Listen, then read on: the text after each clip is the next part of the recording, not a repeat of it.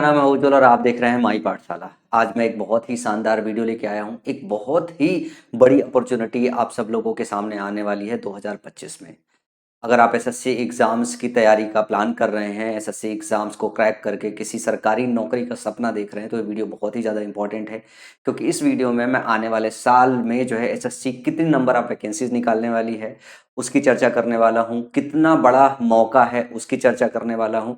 साथ में ये भी चर्चा करने वाला हूँ कि अगर ये आपको बेहतर मौका मिल रहा है 2025 में, तो पिछले बच्चों के तरह गलतियां ना करके जो है 2025 में आप अपनी एक सीट कम से कम जरूर पक्की रखें जो है। तो बने रहिए अगले 8-10 मिनट मेरे साथ जो है, और हम 2025 के विषय में, आने वाले साल के विषय में जो अपॉर्चुनिटी मिलती है एसएससी एग्जाम्स के द्वारा जो है उसकी पूरी डिटेल में चर्चा करेंगे जो है। अगर आप में से कोई नया बच्चा है जिसने चैनल को सब्सक्राइब नहीं किया है, तो आप फटाफट चैनल को सब्सक्राइब कर लीजिए और बेल आइकन बटन को प्रेस कर दीजिए, क्योंकि हम और हमारी टीम लगातार आपको आपके एसएससी एग्जाम्स की तैयारी कराती रहती है।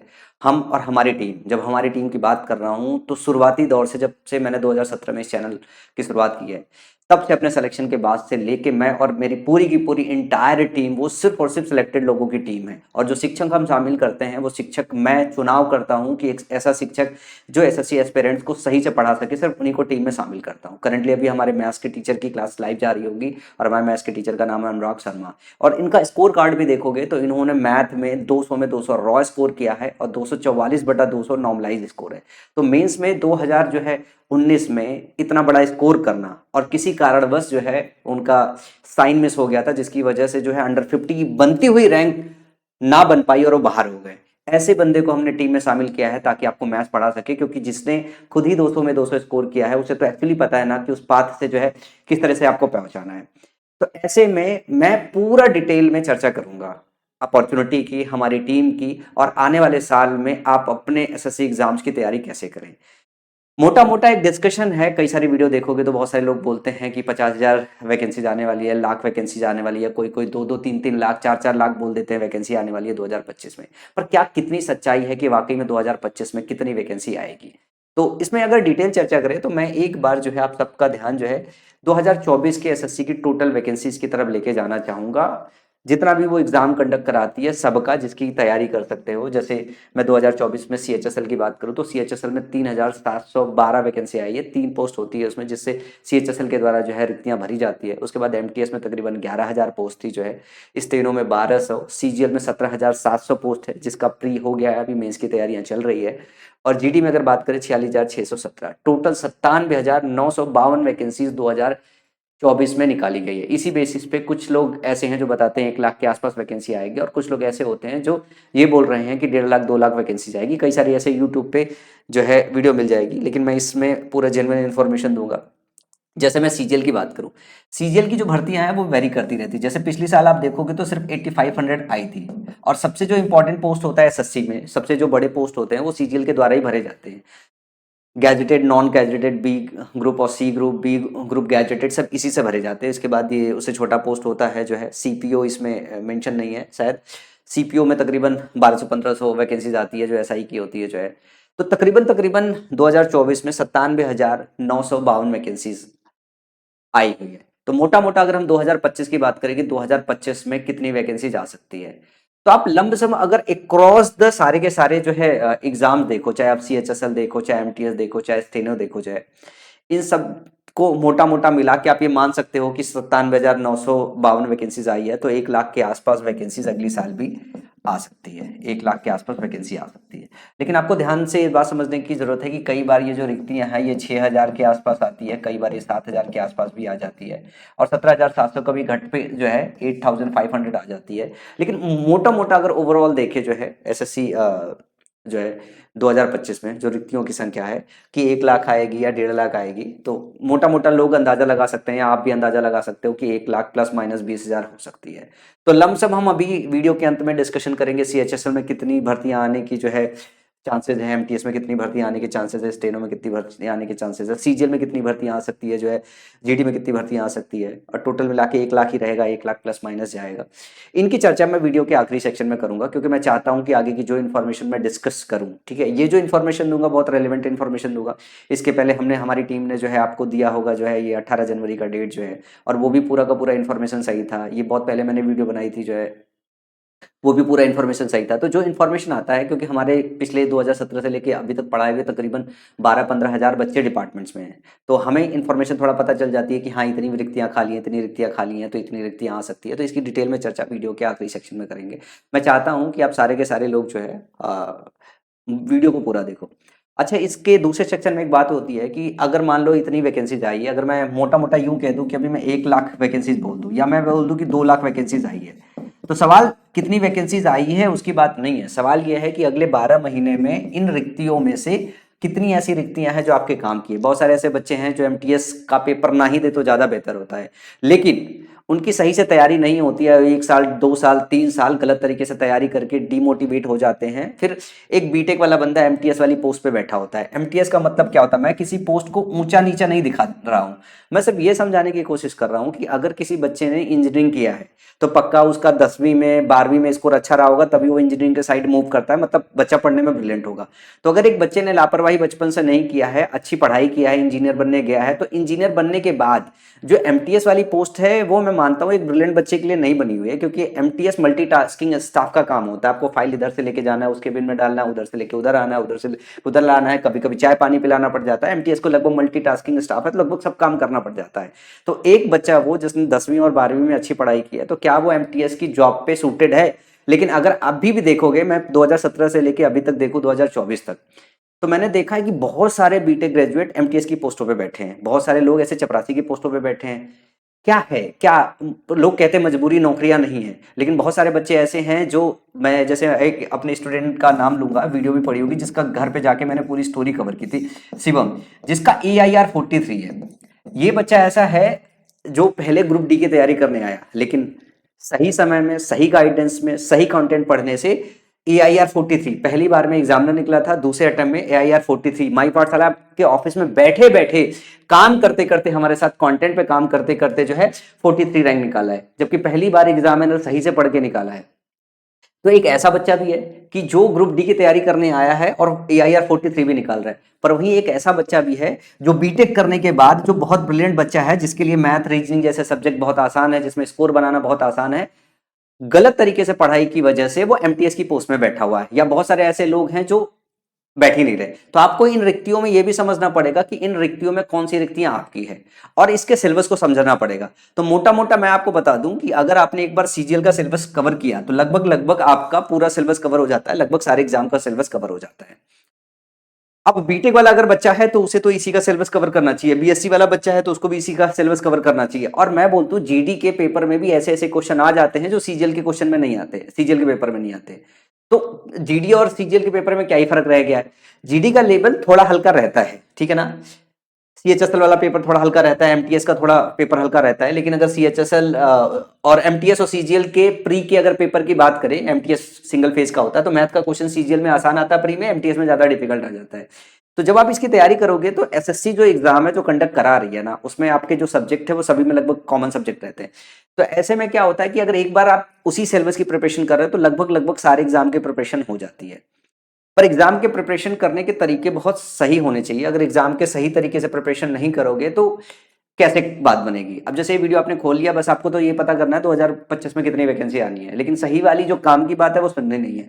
तो अगर आप में से कोई ऐसा बच्चा है जो पहली बार प्रिपेयर कर रहा है तो कुछ सावधानी आपको बरतनी पड़ेगी। मैं अगर बात करूं हाउ टू प्रिपेयर, मैं क्यों बता रहा हूं हाउ टू प्रिपेयर, क्योंकि 2015 में मैं पहली बार फेल हुआ था, बहुत गंदी तरीके से फेल हुआ था भाई, ठीक है ना। प्री निकल गया था, मेंस में बहुत चौड़ में था, मैं इंजीनियर हूं, सब कर लूंगा, निकल गई चौड़।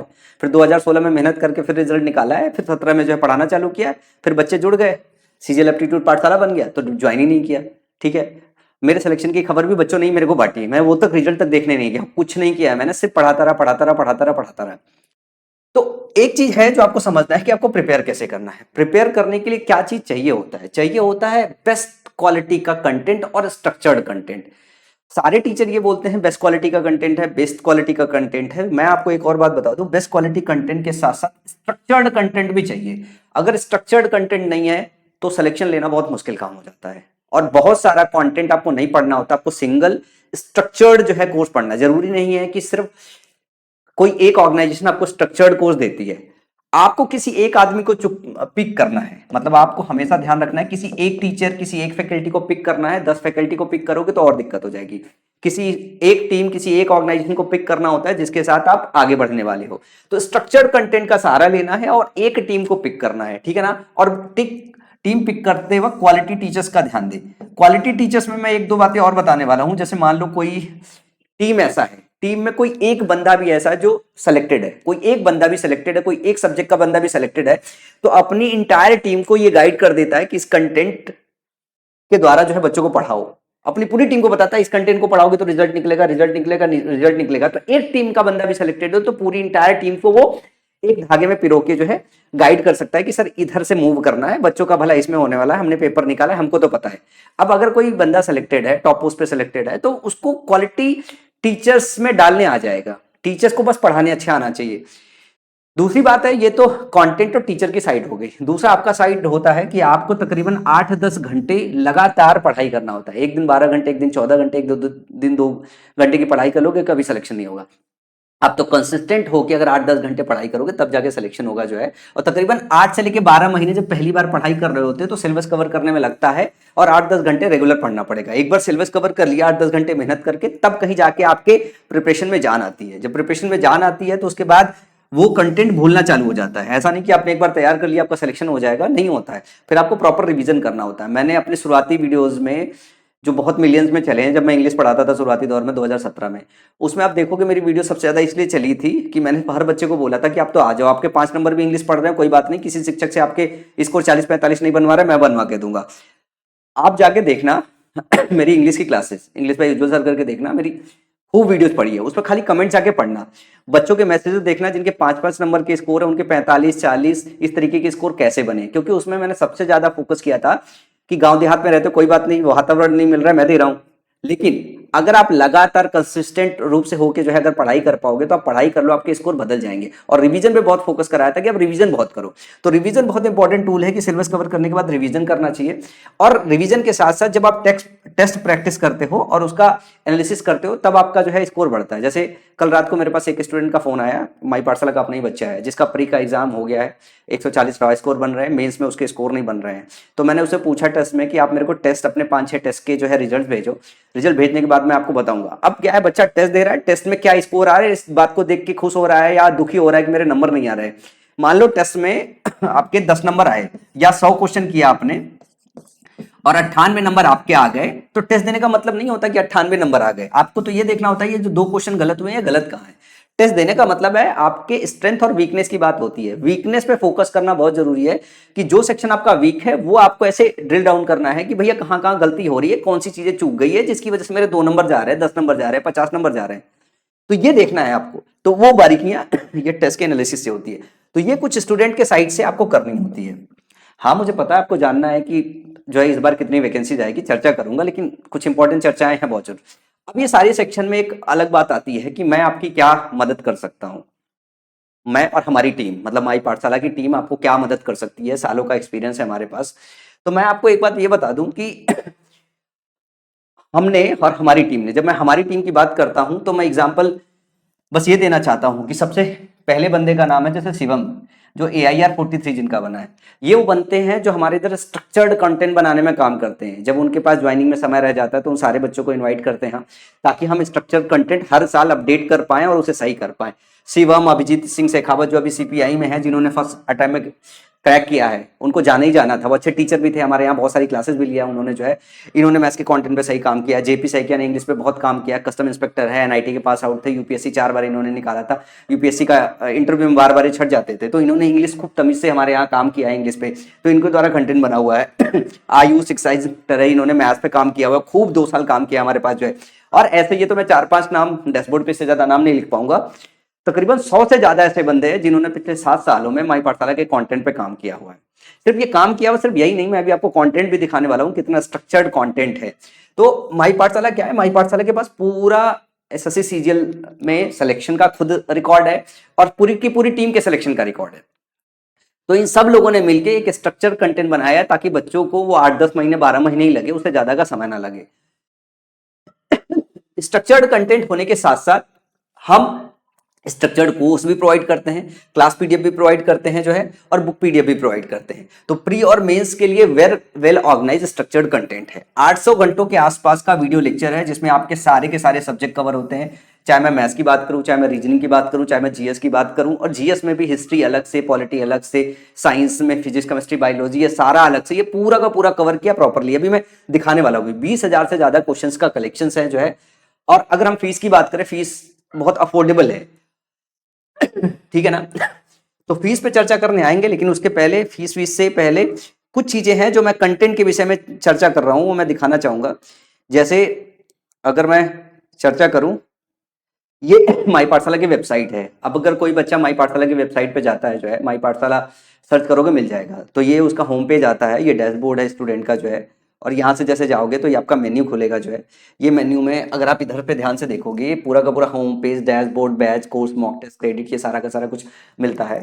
आप ये होम पेज पे देखोगे तो यहाँ पे आप डिस्कशन जनरल कर सकते हो स्टूडेंट के साथ जो है। आप इस पे बहुत सारा जो है क्वेश्चन पोज कर सकते हो, बच्चों के साथ डिस्कस कर सकते हो। इसके अलावा अगर बैच के सेक्शन में जाओगे तो यहाँ पे आपको एक बैच मिलेगा। मैं एक बैच ओपन करता हूँ और उस बैच का स्ट्रक्चर्ड कंटेंट दिखाता हूँ कि किस तरीके का स्ट्रक्चर्ड कंटेंट है। जैसे मैंने एक आपका जियोग्राफी का कंटेंट खोल रखा है, जरा जियोग्राफी का स्ट्रक्चर्ड कंटेंट देखो कि ये किस तरीके का स्ट्रक्चर्ड कंटेंट है।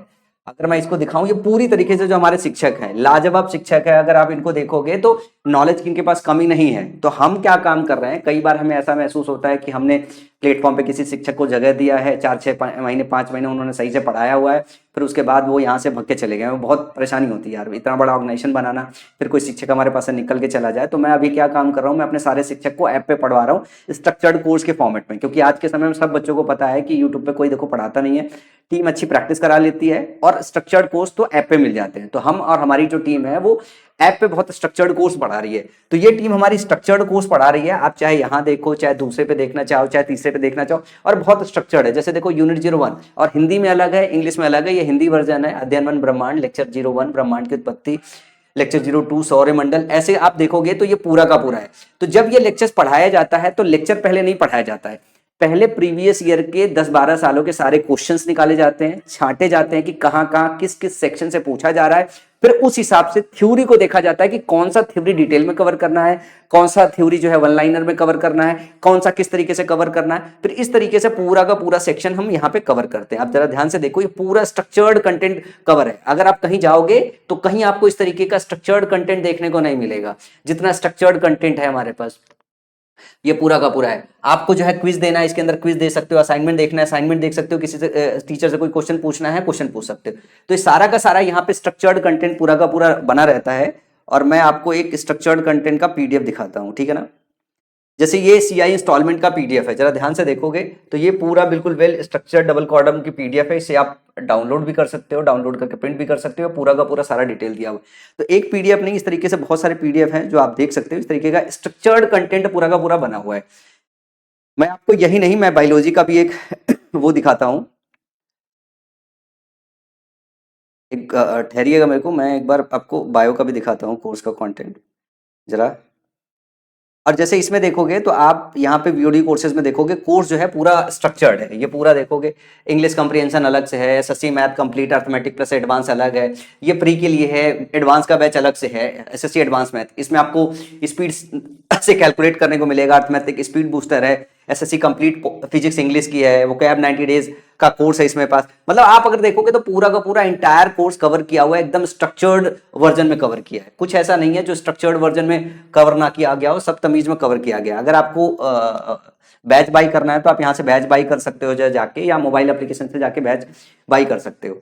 अगर मैं बायोलॉजी को अगर यहाँ पे ओपन करूँ, जरा ध्यान से देखो, ठीक है, व्यू कोर्स पे जाओगे तो जब भी आप इस पे जाओगे तो लोड होने में कुछ सेकंड्स लगेगा, उसके बाद ये लोड हो जाएगा। और जैसे टीचर्स को देखोगे ना, तो टीचर्स जितने भी देखोगे सब लाजवाब टीचर्स हैं, बहुत चुनिंदा टीचरों से चुनाव किया गया है। और आप ये देखो बायोलॉजी का कोर्स है, वेल स्ट्रक्चर्ड है, प्रॉपर डिवीजन है, जहां छोटे लेक्चर्स की जरूरत है वहां छोटा लेक्चर लिया गया है, जहां बड़े लेक्चर की जरूरत है वहां पे बड़ा लेक्चर लिया गया है। सब कुछ बहुत अच्छे से पढ़ाया गया आपको, मतलब कोई ऐसी चीज नहीं है जो छोड़ा गया है। जैसे ह्यूमन बॉडी की बात करें,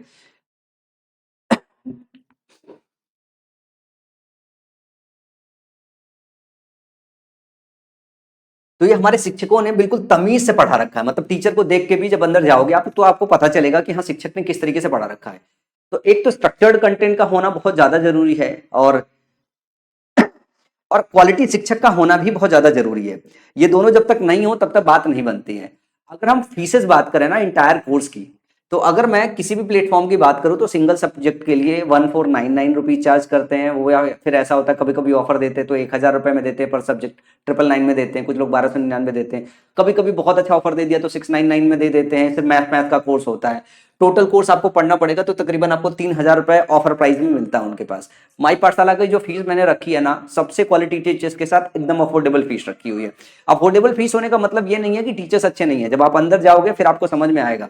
अगर आपने 1 साल 2 साल तैयारी की है तो आप अंदर और जाके चेक करो जो है, और अंदर जाके चेक करो जो है, और आप ना 24 घंटे के अंदर फीस जो है टीम को फोन करके रिफंड मांग लेना, और बता भी देना टीम को फोन करके कि नहीं, मुझे सिर्फ चेक करना है, मेरे को 2 दिन का डेमो दे दो, आप सारा का सारा कोर्स अंदर जाके चेक कर सकते हो। तो माई पाठशाला की फीस बहुत सस्ती है, मतलब आप जो है 3 महीने के लिए 300 रुपए और पूरे 12 महीने के लिए 1000 रुपए में अपनी पूरी एसएससी एग्जाम्स की तैयारी कर सकते हो।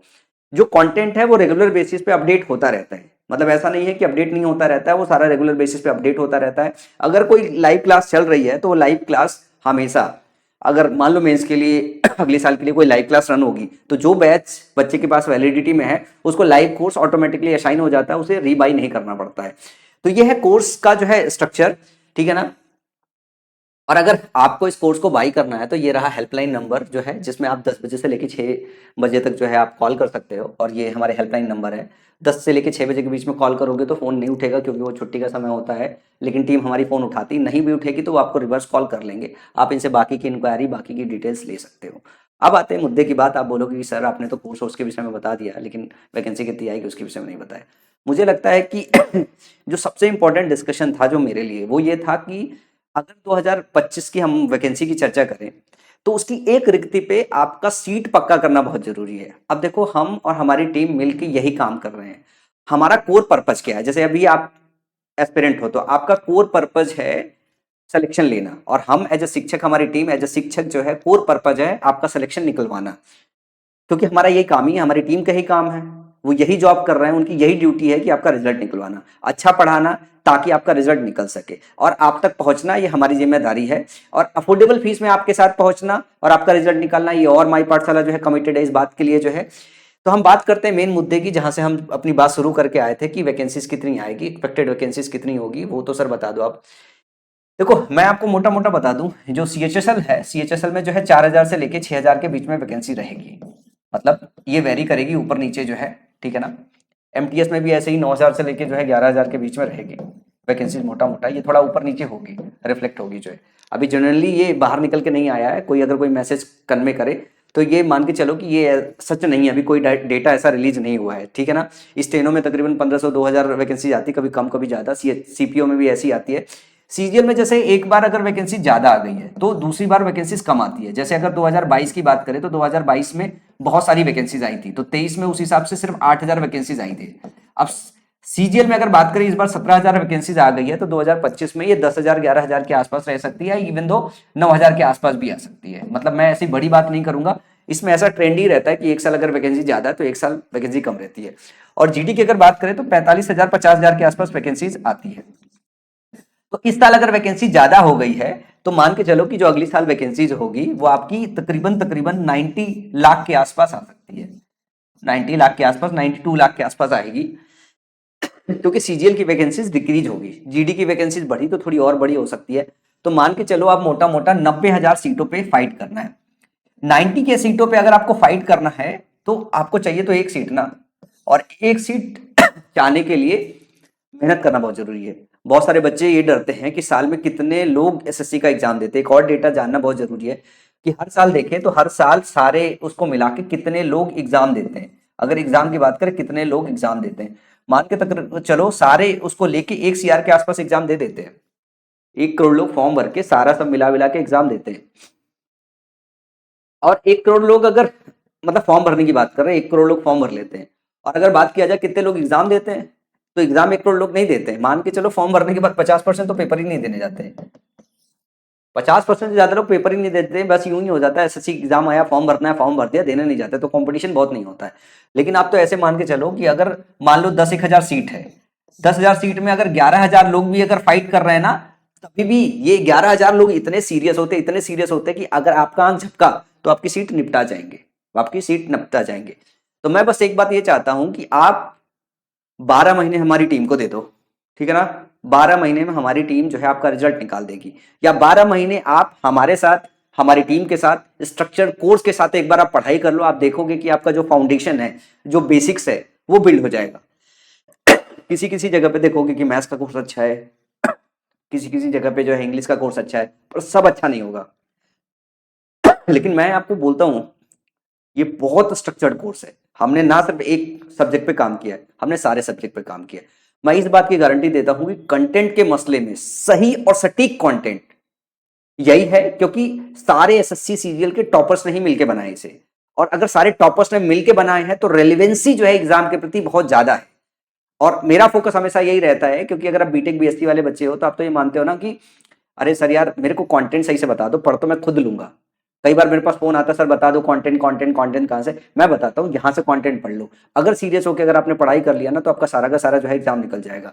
एक बात बताना भूल गया कि इस पूरे सेक्शन में आप जा के देखोगे, जब आप बैच लेते हो ना तो आपको पूरी की पूरी किताबें ई बुक में मिल जाती है, पूरी की पूरी, वो फ्री ऑफ कॉस्ट रहती है बैच के साथ। आप ई बुक के सेक्शन में जाओगे, पीडीएफ डाउनलोड करके पूरी की पूरी किताब पढ़ सकते हो। जो पीडीएफ कोर्स के साथ मिलता है वो अलग होता है, और जो बुक की पीडीएफ वो इंटायरली अलग है। तो आप वहां जाके पूरी की पूरी पीडीएफ से जो है अपना, अगर किसी को सिर्फ और सिर्फ रीड करना है तो आप उस बुक से भी रीड कर सकते हो। तो 1000 रुपीज जो है वो ज़्यादा नहीं है, बहुत लेस फीस है, बहुत अफोर्डेबल फीस है। इस फीस में जुड़ के आप 2025 की तैयारी हमारे साथ कर सकते हो। और हमारी जो टीम है, ठीक है ना, जैसे अभी मेंस की तैयारी जो है अनुराग शर्मा सर करा रहे हैं। और अगर आप अभी जब रिजल्ट आएगा तो आप देखना कितने बच्चे जो है कितना सही सही और तगड़ा तगड़ा स्कोर करके आएंगे जो है। तो रिजल्ट इस बार का आएगा तो इंटरव्यू करने हम और हमारी टीम वापस से आएगी। तो मैं उम्मीद करता हूं कि ये वीडियो आपको थोड़ी पसंद आई होगी और मेरे सुझाव को आप एक बार इंप्लीमेंट करने की कोशिश करेंगे, ताकि जो मैं रेगुलर कॉल ये रिसीव करता रहता हूँ, सर 2 साल हो गए, 3 साल हो गए, सिलेक्शन नहीं हो रहा है, मैंने इनसे पढ़ लिया, उनसे पढ़ लिया, फला से पढ़ लिया, ठिका से पढ़ लिया। मैं बस आपको ये बात बोलना चाहता हूँ कि बस कंसिस्टेंट होके 12 महीने 18 महीने इस ऑर्गेनाइज्ड कंटेंट के साथ एक बार पढ़ लीजिए, आपको खुद ही पता चल जाएगा। और मेरी बात में कितना दम है, इस बात के लिए मैं आपको रेफरेंस में एक दो चीज बताना चाहूंगा। जैसे मैं रेफरेंस में एक बात ये बताऊंगा, एक तो आप चले जाओ इंग्लिश बाय यूजुअल सर का करना, मेरी सबसे पुरानी वीडियो 2017-18 के सेशन की देखना, और उसमें कमेंट्स खोल के पढ़ना। जो है वो बच्चे आपको बताएंगे कि मैंने कितना जेन्युइनली काम किया है, हमारी टीम ने कितना जेन्युइनली काम किया है। और दूसरा अगर मैं बताऊं, अगर माई पाठशाला के होम पेज पे जाओगे तो नीचे बहुत सारे इंटरव्यू हमारे सिलेक्टेड बच्चों के पब्लिश हैं, ठीक है ना। आलोक का पब्लिश है, सिलेक्शन फेज 10 में जो है AIR1 आया था, शिवम का इंटरव्यू है, जो है शिवम गुप्ता का है, क्षितिज पिपलानी का है, बहुत सारे बच्चों का है। इसमें बहुत सारा तो ऐसा है कि आप इंटरव्यू सेक्शन में जाके देखोगे, पुराने जो है बहुत सारे वीडियो हट भी गए हैं, जो है कई बार माई पाठशाला चैनल हैक भी हुआ है, वहां पे देखोगे तो पुराने बहुत सारे जो है रिजल्ट मिलेंगे। मेरे तो पुराने वीडियो के खाली कमेंट सेक्शन में उनके स्कोर कार्ड देख लो, स्पेशली वो बच्चे जिन्होंने बोला मेरे 5 नंबर है, 7 नंबर इंग्लिश में बनते थे, मेरे सर आपकी वजह से इतने बन गए। आप देखना तो आपको समझ में आ जाएगी कंटेंट की रेलेवेंसी क्या है। और उस वक्त तो मुझे बहुत अच्छे से पढ़ाना भी नहीं आता था, मेरा पहला साल था, एग्जाम के जस्ट बाद जो है मैंने पढ़ाना स्टार्ट किया था। तो मैं उम्मीद करता हूं कि 2025 में ये जो अपॉर्चुनिटी आने वाली है उसमें आप अपने आप को एक मौका दोगे, और हमें भी एक मौका दोगे कि हमारी टीम जो है आपके सिलेक्शन में एक छोटा सा रोल प्ले कर पाए। अभी किस वीडियो में इतना ही, बने रहिए अनुराग शर्मा के साथ और मेहनत करते रहिए जो है सीजीएल मेंस के लिए।